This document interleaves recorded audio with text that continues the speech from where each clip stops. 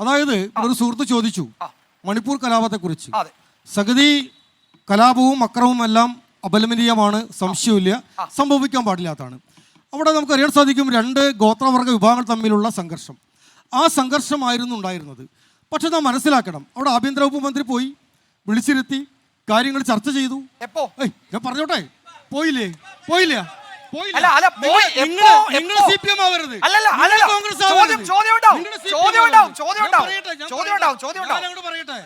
ഞാൻ പറയട്ടെ, 1993-ലും 1997-ലും സുഹൃത്തെ പറഞ്ഞോട്ടെ, 1993-ലും 1997-ലും 1.5 വർഷക്കാലം നീണ്ടുനിന്ന മണിപ്പൂരിൽ കലാപമുണ്ടായിരുന്നു. ആഭ്യന്തരമന്ത്രി പോയോ? പ്രധാനമന്ത്രി പോയോ? പോയില്ലല്ലോ. പിന്നെ സിഖ് കൂട്ടക്കൊല 1984-ൽ സിഖ് കൂട്ടക്കൊല നടന്നു. അവിടെ പ്രധാനമന്ത്രി പോയോ? പോയില്ലല്ലോ.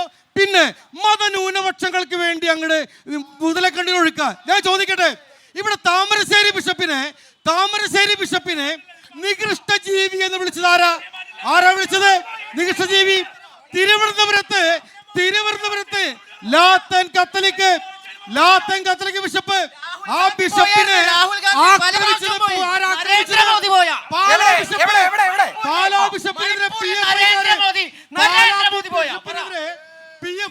കൊലവിളി നടത്തി ആക്രമിച്ചു. നടപടിയെടുക്കാൻ പോയോ? പൂഞ്ഞാറ് ദേവാലയ വിളപ്പില് 2 മാസം മുമ്പ് പൂഞ്ഞാറ് ദേവാലയ വിളപ്പില് വികാരി ആക്രമിച്ചല്ലോ. വടക്ക് നോക്കി തെക്കോട്ട് നോക്ക്, വടക്ക് നോക്കി യന്ത്രങ്ങളാ, തെക്കോട്ട് നോക്ക്. ഈ കേരളത്തിലെ ന്യൂനപക്ഷങ്ങൾ ആക്രമിക്കുന്നു. മതന്യൂനപക്ഷങ്ങൾക്ക് നേരെ നടക്കുന്ന അക്രമം എന്തുകൊണ്ട് ആലോചിക്കുന്നു? മണിപ്പൂരിലെ മതന്യൂനപക്ഷങ്ങൾക്ക് നേരെ അക്രമം നടന്നിട്ടില്ല. മണിപ്പൂരിലെ മതന്യൂനപക്ഷങ്ങൾക്ക് അക്രമം നടന്നിട്ടില്ല. 2 ഗോത്രവർഗ വിഭാഗങ്ങൾ ഞങ്ങളാണോ? സിഎ വന്നപ്പോ മുസ്ലിമിനെ ഒഴിവാക്കിയതാരാ? പൊന്നു സുഹൃത്തെ, നിങ്ങൾ വിദേശത്ത് പോയാലേ അവിടെ എക്സിറ്റ് അടിക്കോ? എന്റെ ചോദ്യം, നിങ്ങൾ ആരും ഗൾഫിൽ പോയിട്ടില്ല? നിങ്ങൾ ആരും വിദേശത്ത് പോയിട്ടില്ല? വിദേശത്ത് പോയാൽ അവിടെ രേഖകൾ ശരിയല്ലെങ്കിൽ എക്സിറ്റ് തിരിച്ചടയ്ക്കാറുണ്ടോ? ഈ രാജ്യത്തിന് നിയമം വേണം. അത്രയുള്ളൂ. വർഗീയവാദികൾക്ക്, വിഘടനവാദികൾക്ക് അഴിഞ്ഞാടാനുള്ള കേന്ദ്രമല്ല ഭാരതം. ഇതിൽ SDPI CA വിഷയങ്ങളിൽ UDF-ന് കോൺഗ്രസിന് കൺഫ്യൂഷൻ ഉണ്ടോ ഇപ്പോഴും? ശ്രീ വിജയകുമാർ, ഞാൻ അതിലേക്ക് വരാം. അതിനു മുമ്പേ അദ്ദേഹം മണിപ്പൂരിനെ കുറിച്ച് പറഞ്ഞ് മതന്യൂനപക്ഷങ്ങളെ സംരക്ഷിക്കുന്നതിനെ കുറിച്ചിട്ട് അദ്ദേഹം ഈരാറ്റുപേട്ടയിലെ മറ്റു പല കാര്യങ്ങളെ കുറിച്ച്, മണിപ്പൂരിൽ നിന്ന് നേരെ വന്ന് താമരശ്ശേരിയിലേക്കാണ്. ഇതിനിടയ്ക്ക് ഇന്ത്യ മഹാരാജ് ഇങ്ങനെ പടർന്ന് പന്തലിച്ച് കിടക്കുന്ന കാര്യം അദ്ദേഹം മറന്നുപോവാ.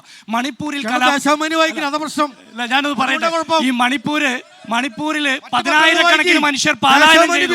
400-ലധികം ദേവാലയങ്ങൾ ആക്രമിക്കപ്പെട്ടു. ആസൂത്രിതമായിട്ടുള്ള അക്രമങ്ങളാണ് ക്രിസ്ത്യൻ മതന്യൂനപക്ഷങ്ങൾക്കെതിരെ നടന്നിട്ടുള്ളത് എന്നുള്ള മുഴുവൻ റിപ്പോർട്ടുകളും പുറത്തു വരുന്നു. അവിടെ രാഹുൽ ഗാന്ധി പോകുന്നു. നിങ്ങൾ പഴയ ചരിത്രം മുഴുവൻ പറയുന്നുണ്ടല്ലോ. ഇന്ത്യയുടെ പ്രധാനമന്ത്രി ഒരിക്കലെങ്കിലും അങ്ങോട്ട് പോയിട്ടുണ്ടോ? എന്തുകൊണ്ട് പോകാൻ പറ്റിയില്ല? കള്ളവല്ല, ഇന്ത്യയുടെ പ്രധാനമന്ത്രിയാണ് ഏറ്റവും വലിയ കള്ളം പറയുന്നത്. പോയിട്ടുണ്ടോ? പോയിട്ടില്ല. മാത്രമല്ല, ഞാൻ പറയട്ടെ, ഇദ്ദേഹം ചോദിച്ചു ഇവിടുത്തെ ബെന്നി ബെഹനാൻ MP മറ്റേ ഡൽഹിയിലെ കലാപ പ്രദേശങ്ങളിൽ പോയോന്ന്.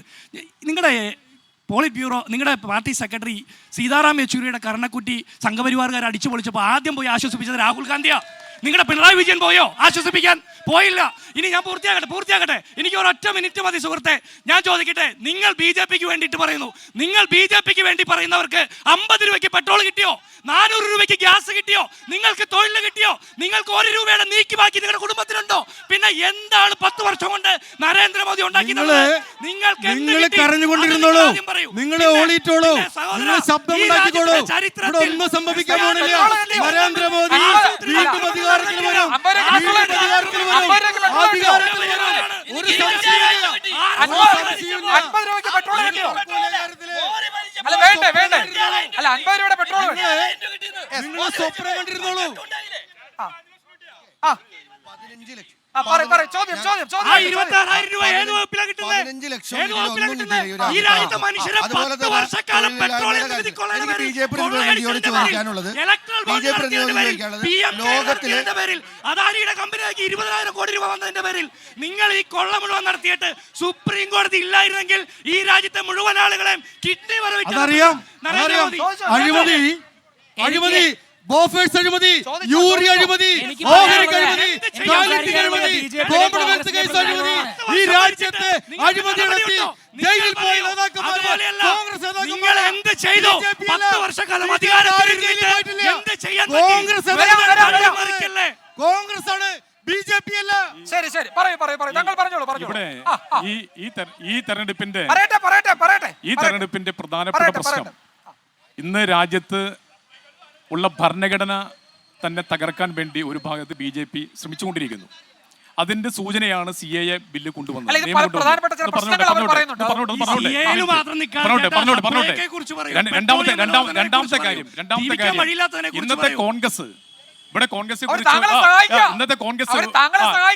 ഇന്നത്തെ കോൺഗ്രസിനെ കുറിച്ച് പറയുമ്പോൾ ഇന്നത്തെ കോൺഗ്രസ് 10 മണിക്ക് കോൺഗ്രസ് 11 മണിക്ക് BJP ആവാണ്. അങ്ങനെ കോൺഗ്രസ് 13 മുഖ്യമന്ത്രിമാർ 13 മുൻ മുഖ്യമന്ത്രിമാർ രാഷ്ട്രീയ പ്രസ്ഥാനം രാഷ്ട്രീയ പ്രസ്ഥാനം കോൺഗ്രസിന്റെ തന്നെ അവസാനം പറഞ്ഞല്ലോ. ഇപ്പോ മനു അഭിഷേക് സിംഗ് എന്ന് പറയുന്ന കോൺഗ്രസ് നേതാവ് തന്നെ ഹിമാചൽ പ്രദേശ് ചെന്നിട്ട് അവിടെ MP ആയും ചെന്നു. രാത്രി അദ്ദേഹം ഡിന്നർ കഴിച്ചു, പിറ്റേ ദിവസം ബ്രേക്ക്ഫാസ്റ്റ് കഴിച്ചു. കഴിക്കുമ്പോൾ അദ്ദേഹം വിശ്വസിച്ചു ഈ MP മാരെല്ലാം കൂടെയുണ്ട്, MLA കൂടെ എന്ന് വിശ്വസിച്ചു. എന്ത് ഇലക്ഷൻ സംഭവിച്ചു? BJP ജയിച്ചു. ഇന്നത്തെ കോൺഗ്രസ് എന്ന് പറഞ്ഞു കഴിഞ്ഞാൽ നാളത്തെ BJP അല്ല, BJP ആയി മാറിക്കൊണ്ടിരിക്കുകയാണ്. അതാണ് ഏക്കാനിയുടെ മകൻ BJP പോയത്, അതോടൊപ്പം തന്നെയാണ് കരുണാകരന്റെ മകൾ BJP പോയത്. അതുകൊണ്ട് കോൺഗ്രസ് എന്ന പ്രസ്ഥാനത്തിനെ നമ്മുടെ കേരളത്തിൽ പോലും വിശ്വസിക്കാൻ കഴിയാത്ത പാർട്ടിയായി ഇന്ന്